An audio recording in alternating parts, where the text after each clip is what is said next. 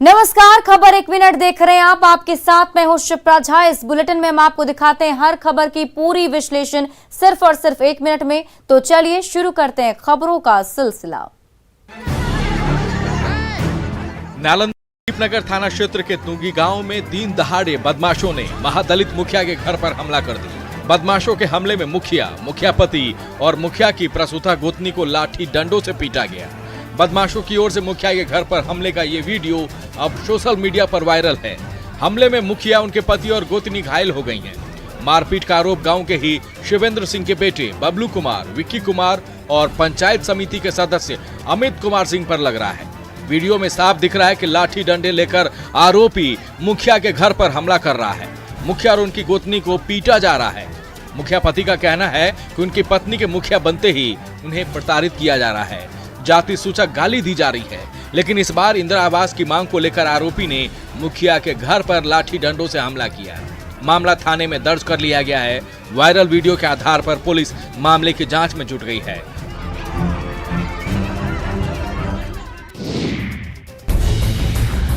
सिवान में जहां एक तरफ किसान लगातार प्रकृति की मार का सामना कर रहे हैं, तो वहीं आए दिन इलाके में नीलगाय के आतंक से इन्हें जूझना पड़ रहा है।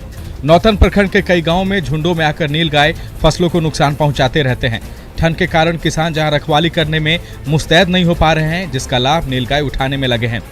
नीलगायों के झुंड गेहूं, मक्का, आलू, सरसों आदि की फसलों को बर्बाद कर रहे हैं। रात का अंधेरा हो या फिर दिन का उजाला, इससे इन जंगली जानवरों को कोई फर्क नहीं पड़ रहा। खाने से ज्यादा इनके पैरों से फसल की बर्बादी हो रही है। हाल ये है कि प्रखंड के किसान भगवान भरोसे खेती करने को मजबूर हैं। किसानों का कहना है कि 24 घंटे खेतों की रखवाली संभव नहीं है। इसे भगाने के लिए खेतों में पुतला खड़ा किया जाता है, साथ ही पटाखे भी फोड़े जा रहे हैं। लेकिन नीलगाय के झुंडों पर मानो इसका कोई असर नहीं। हर दिन ये फसल को बर्बाद करने में लगे हुए हैं। नीलगाय भगाने को लेकर वन पदाधिकारियों से शिकायत की जाती है, लेकिन अब तक सुरक्षात्मक कार्रवाई नहीं की गई है।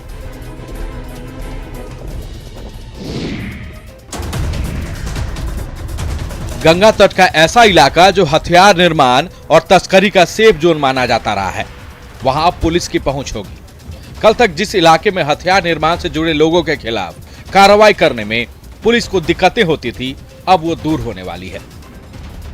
ये सब संभव हो सका है गंगा नदी पर पुल के बन जाने से। दरअसल दियारा के इन इलाकों में जाने का एकमात्र साधन नाव था। नाव के सहारे गंगा नदी को पार कर दियारा इलाकों तक पहुंचने में पुलिस को मुश्किलें बहुत होती थी। ऊपर से जब कार्रवाई का वक्त होता था तो नाव की सवारी में देर लगने की वजह से हथियार तस्कर मौके से भाग निकलते थे। यानी कार्रवाई के बाद पुलिस हाथ पर हाथ धरे रह जाती थी। पुलिसिया कार्रवाई की भनक हथियार तस्करों को पहले ही लग जाया करती थी। पुलिस नाव में ही घंटों बैठे रह जाती थी और तस्कर अपने ठिकाने से भाग निकलता था। लेकिन गंगा नदी पर बना श्री कृष्ण सेतु राहत लेकर आया है। अब दियारा में नाव से जाने की दिक्कतें खत्म होगी।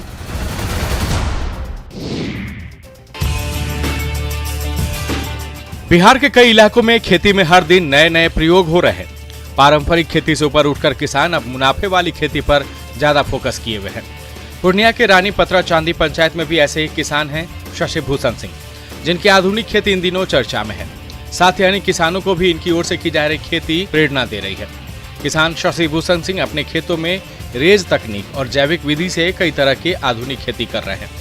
शशि भूषण सिंह अपने खेतों में गोभी, मटर, आलू, शलजम की वैज्ञानिक विधि से खेती कर रहे हैं। जैविक विधि से शशि भूषण सिंह हरे रंग की ब्रोकली, पीली गोभी, पर्पल गोभी, शलजम की खेती कर रहे हैं। साथ ही इन्होंने अपने खेतों में कई तरह के हाइब्रिड गोभी, मटर, करेला और अलग वैरायटी के बीज लगाए हुए हैं।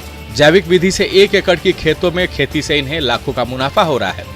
खेतों में इन शानदार फसलों की वजह से शशि भूषण सिंह को किसान श्री से लेकर कई तरह के पुरस्कार भी मिल चुके हैं।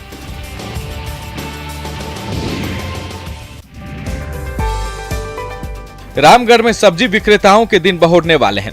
इन सब्जी दुकानदारों को तमाम सुविधा युक्त जगह मिलने वाली है।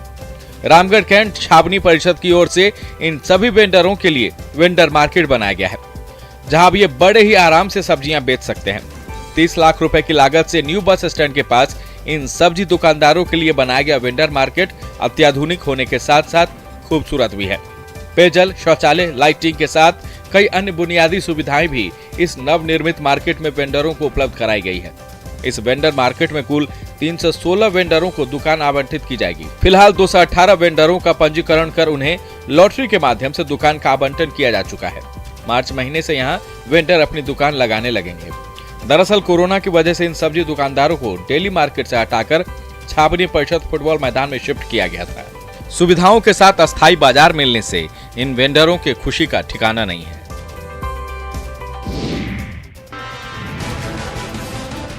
मुंगेर में दियारा क्षेत्र के 5 पंचायत कुतलुपुर, जफरनगर, हरिनमार, झौबिहार और टीकारामपुर पंचायतों में लाभुकों को आसानी से अब पीडीएस का अनाज मिल सकेगा। दियारा के इन क्षेत्रों में लाभुकों तक पीडीएस का अनाज पहुंचाने में जिला प्रशासन के पास पहले कई दिक्कतें थी। अनाज लेकर गंगा के रास्ते जाना, वो भी नाव पर सैकड़ों बोरियों को लोड करके ले जाने में दिक्कतें होती थी। पैसों की बर्बादी, समय की बर्बादी और नाव के सहारे सुरक्षित लाभुकों तक अनाज पहुंचाना आसान नहीं था। लेकिन 20 साल के लंबे इंतजार के बाद राहत आई है। गंगा नदी पर श्री कृष्ण सेतु बन गया है और इसी सेतु के रास्ते दियारा के इन इलाकों में विकास का रास्ता भी खुलेगा। श्री कृष्ण सेतु के रास्ते इन 5 पंचायतों के सभी पीडीएस डीलर्स तक अनाज भेजे जा सकेंगे। नाव से अनाज ले जाने से निजात मिलेगी। एफसीआई से पीडीएस का ये अनाज अब सीधे नाव से नहीं, पुल के रास्ते लोगों के घरों तक पहुंचेगा।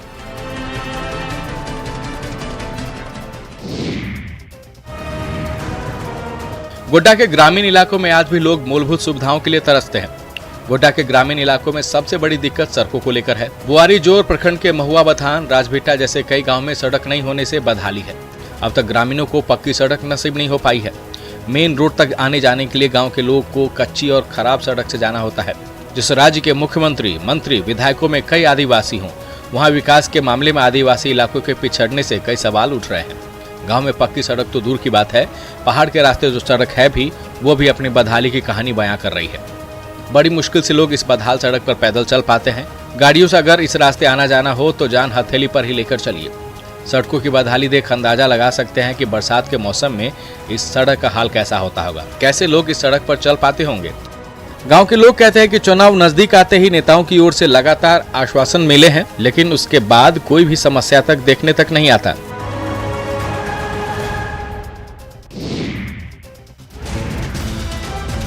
जरा इन तस्वीरों को गौर से देखिए।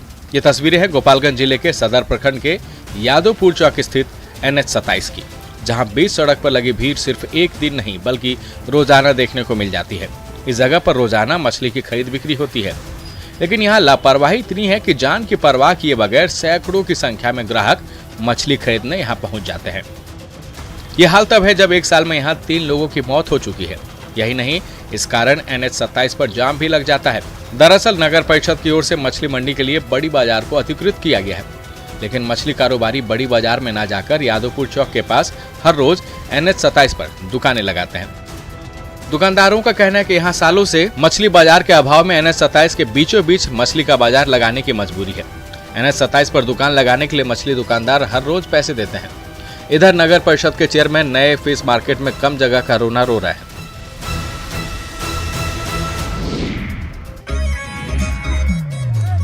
आरजेडी विधायक के डांस का वीडियो अब तेजी से वायरल हो रहा है।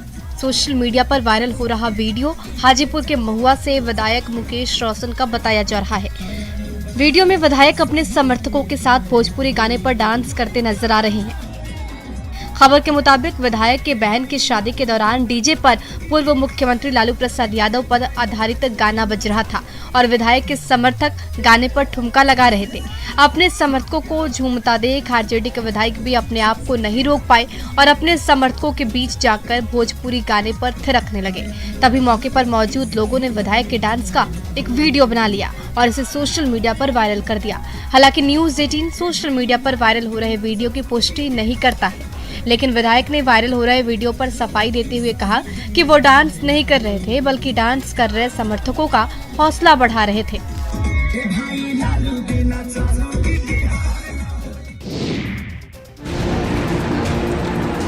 भागलपुर में जमीनी विवाद में समझौता कराने गई सरपंच पर दबंगों ने हमला बोल दिया। घटना मधुसूदनपुर ओपी क्षेत्र के गनौरा बादरपुर स्थित पांसी टोला की बताई जा रही है, जहां 2 पक्षों के बीच जारी जमीनी विवाद में समझौता कराने गई सरपंच मीरा देवी पर दबंगों ने हमला बोल दिया और अन्य लोगों से भी मारपीट की गई। खबर के मुताबिक गांव में दो पक्षों के बीच कई साल से जमीनी विवाद था, जिसके कारण दोनों के बीच अक्सर मारपीट होती थी। तभी सरपंच जमीन विवाद को सुलझाने के लिए गई, लेकिन सरपंच के हस्तक्षेप से खफा एक पक्ष ने उन पर हमला बोल दिया और सरपंच को बचाने आए परिजनों की भी पिटाई कर दी। पीड़ितों के मुताबिक उन्होंने घटना की सूचना स्थानीय पुलिस को दी थी, लेकिन मौके पर पुलिस लेट से पहुंची। पुलिस ने पीड़ितों की ओर से दी गई शिकायत पर आरोपियों के खिलाफ मामला दर्ज कर लिया है और मामले की जांच कर रही है।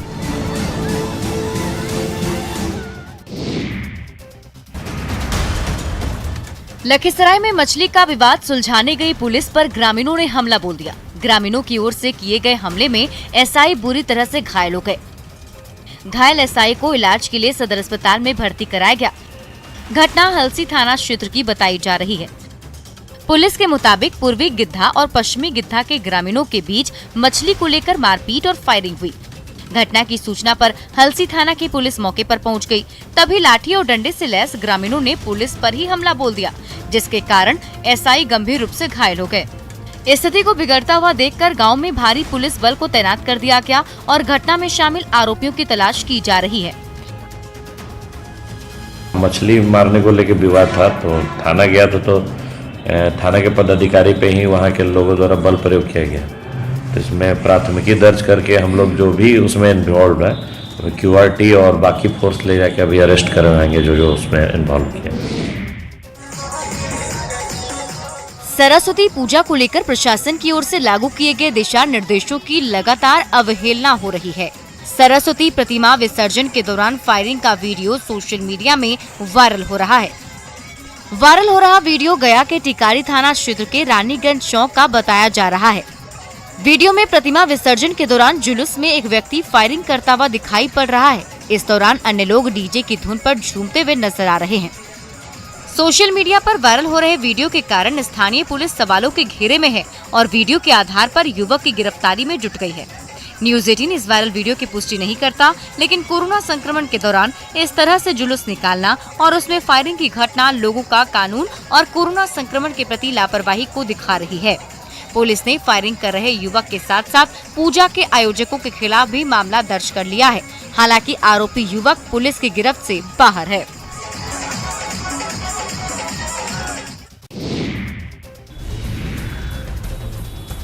बिहार में स्वास्थ्य विभाग की लापरवाही खत्म होने का नाम नहीं ले रही। सुपौल में एम्बुलेंस के अभाव में मरीज की मौत हो गई।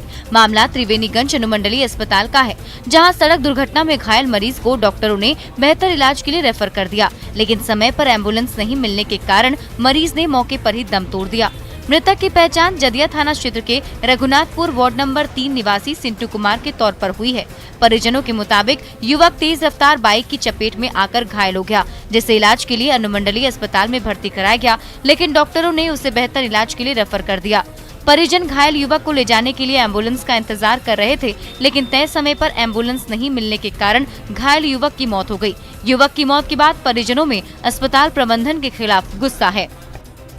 बच्चा के ठोकर लग गए रहे, ठोकर लग गए, ओते से लाभ लिए एते उठा के एते 1.5 घंटा के समय के बर्बाद कर दिलके। हमर गाड़ी मिलती है तबे न जतिए। बिहार में खाद न मिलने से परेशान किसान अब पड़ोसी राज्य झारखंड का रुख करने लगे हैं और वहां से रबी फसलों के लिए खाद ला रहे हैं। किसान इसके लिए ट्रेनों की मदद ले रहे हैं, लेकिन इसके बाद भी किसानों की परेशानी कम नहीं हो रही। खाद के लिए देवघर पहुंचे किसान खाद खरीदकर वैद्यनाथ धाम रेलवे स्टेशन पर ट्रेन का इंतजार कर रहे थे। तभी रेल पुलिस किसानों को स्टेशन से भगाने लगी, जिसके बाद वहां अफरा तफरी का माहौल बन गया। पुलिस के डर से किसानों ने मजबूरी में खाद को दुकानदारों को लौटा दिया। रेलवे पुलिस की इस कार्रवाई से किसानों में गुस्सा है। किसानों के मुताबिक एक तरफ उन्हें खाद के लिए कई तरह की परेशानियों का सामना करना पड़ रहा है, वहीं दूसरी ओर रेलवे पुलिस का तानाशाही रवैया उन्हें दूसरे जगहों से खाद नहीं लाने दे रहा। किसान रेलवे पर भी लापरवाही का आरोप लगा रहे हैं। किसान बोल के 1-2 बोरा करके लेने आया, हम दे दिए। कंपनी मतलब जो रेट होता है वो रेट से दे दिए और रेलवे वाला जाने नहीं दिया। वो रिटर्न कर रहा था, हम भाई दे रहे का है, उसका पैसा का है, हम ये करेंगे। बिहार पुलिस अब अवैध शराब को ढूंढने के लिए ड्रोन का इस्तेमाल कर रही है। भोजपुर में भी अवैध शराब के खिलाफ अभियान में ड्रोन का प्रयोग हो रहा है। उत्पाद विभाग ने अवैध शराब के खिलाफ अभियान चलाते हुए सोन नदी दियारा में छिपाकर बनाए जा रहे हजारों लीटर देसी शराब को नष्ट कर दिया और भट्टियों को भी ध्वस्त कर दिया है। मामला भोजपुर के इमादपुर थाना क्षेत्र के बेटा स्थित सोन नदी दियारा का है, जहां उत्पाद विभाग की टीम ने ड्रोन की मदद से अवैध शराब के ठिकानों का पता लगाकर 2500 लीटर अवैध देसी शराब को नष्ट कर दिया और मौके से अन्य सामानों को भी जब्त कर लिया है। हालांकि मौके से किसी की गिरफ्तारी नहीं हो पाई है। पुलिस और उत्पाद विभाग की ओर से चलाए जा रहे अभियान से शराब तस्करों में भय का माहौल है। ड्रोन का प्रयोग उत्पाद विभाग और पुलिस को शराब माफियाओं के खिलाफ अभियान में सहायता प्रदान कर रहा है। प्रशासन को इस तकनीक के माध्यम से सुदूर क्षेत्रों में अवैध शराब के ठिकानों का पता चल रहा है, जिससे उन्हें तुरंत ध्वस्त कर दिया जा रहा है।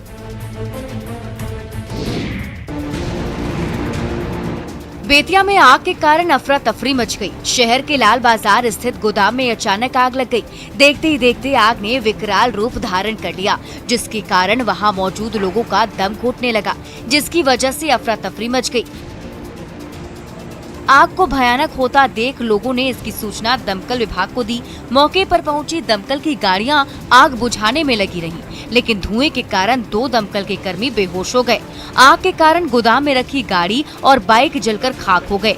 आग के कारणों का पता नहीं चल पाया है। आग के कारण करोड़ों रुपए के क्षति की संभावना जताई जा रही है। स्थानीय लोगों के मुताबिक जिस गोदाम में आग लगी उसमें कीटनाशक रखा हुआ था, जिसके कारण लोगों को सांस लेने में परेशानी होने लगी। जिसके बाद लोगों ने इसकी सूचना फायर ब्रिगेड के साथ साथ गोदाम के मालिक को भी दी। मौके पर पहुंची फायर ब्रिगेड की टीम ने घंटों मेहनत के बाद आग पर काबू पा लिया।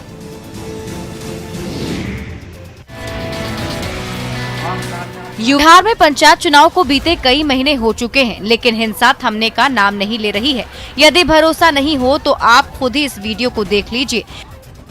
सोशल मीडिया पर वायरल हो रहा वीडियो भोजपुर के शाहपुर प्रखंड स्थित दामोदरपुर गांव का है, जहां जिला प्रशासन की मौजूदगी में गांव में वार्ड सचिव के चुनाव के लिए सभा का आयोजन किया गया था। लोगों के मुताबिक गांव के वार्ड नंबर 3 में वार्ड सचिव के चुनाव को लेकर लोग जमा हुए। सचिव पद के दावेदार 2 पक्षों के बीच चुनाव को लेकर आम सहमति नहीं बन सकी, जिसके कारण एक पक्ष ने मारपीट शुरू कर दी।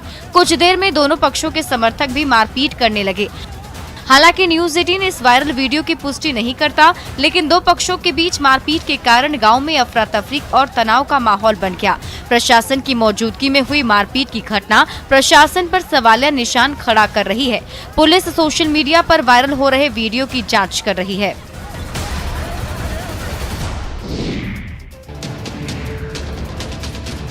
बिहार में लड़कियां अब हर विभाग में शामिल होकर अपना और अपने परिवार का नाम रोशन कर रही हैं। भयानक ठंड होने के बावजूद भी पूर्णिया के इंदिरा गांधी स्टेडियम में लड़कियां पुलिस और सेना में भर्ती होने के लिए प्रशिक्षण ले रही हैं। इन लड़कियों को ट्रेनर की ओर से प्रशिक्षण दिया जा रहा है, जिससे इन्हें सेना या पुलिस में भर्ती होने के लिए किसी तरह की परेशानी का सामना नहीं करना पड़े। लड़कियां सुबह में ही स्टेडियम आकर दौड़ लगाती हैं, लेकिन दौड़ के लिए बने ट्रैक के खराब होने के कारण उन्हें विभिन्न तरह की परेशानियों का सामना करना पड़ता है। लेकिन खराब ट्रैक का लड़कियों के हौसले पर कोई असर नहीं पड़ रहा। ट्रैक खराब है पानी की वजह से, इसके बाद हम लोग को ठंड में आके दौड़ना पड़ रहा है। बहुत ठंड है, हाथ तो चलने की दूर की बात है, पैर तो चलता ही नहीं है।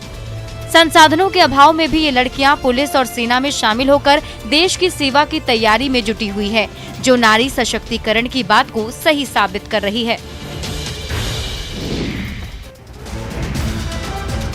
सरायकेला के आदित्यपुर थाना क्षेत्र स्थित कंपनी में आग लगने से अफरा तफरी मच गई।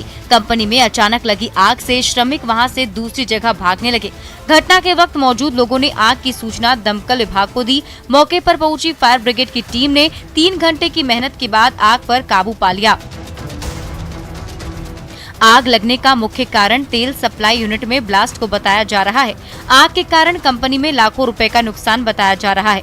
कंपनी प्रबंधन के मुताबिक तेल सप्लाई यूनिट में ब्लास्ट के बाद आग लग गई। देखते ही देखते आग विकराल हो गई।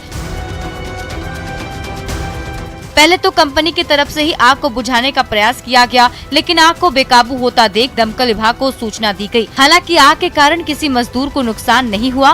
कंपनी में कार्यरत सभी मजदूर सुरक्षित बताए जा रहे हैं। सुरक्षा कारणों से कंपनी कैंपस में मजदूरों के प्रवेश को रोक दिया गया है और मामले की जांच की जा रही है।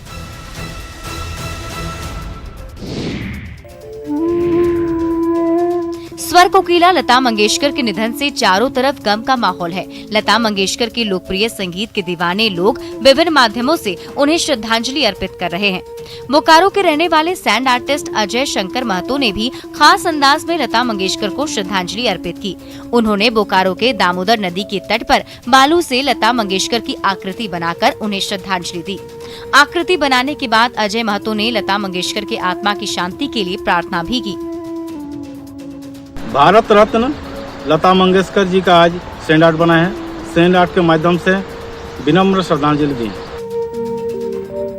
सैंड आर्टिस्ट दामोदर नदी के किनारे बालू से विभिन्न तरह की कलाकृतियां बना चुके हैं। उनकी ओर से बनाई गई आकृति की हर कोई तारीफ करता है। पूर्व में भी उन्होंने विभिन्न मौके पर इस तरह की कई कलाकृतियां बनाई हैं।